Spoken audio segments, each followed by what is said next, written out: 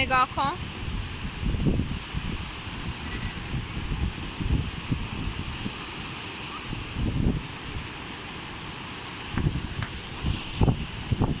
کیف منو بنداز پایین. کیف منو بنداز پایین. بشین.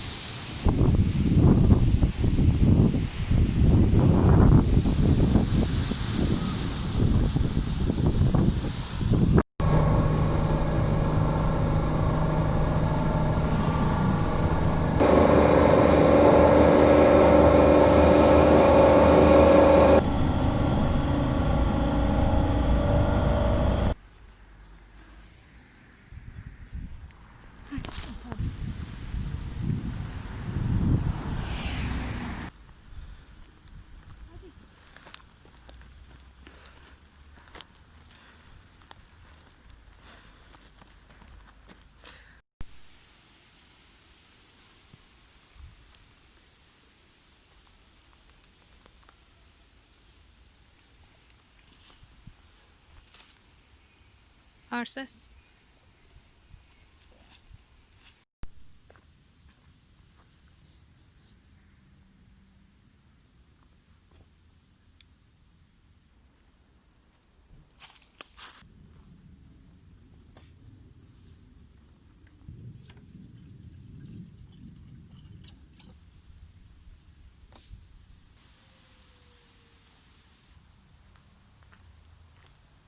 قربون تو بشم.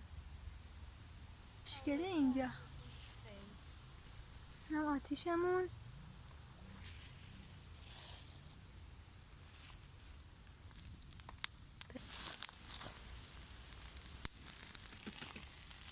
بله همیشه بساط سالاد شیرازی به راه و ما اونو دوست داریم. آرسس نگاه کن. فیلمه. مرجان این چایی بذار. سیب زمینی حاضره.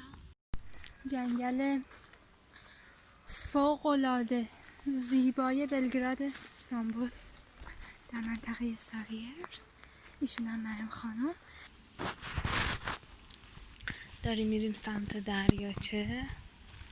یه راهیه که توی جنگله. اگر بشه شب بمونیم.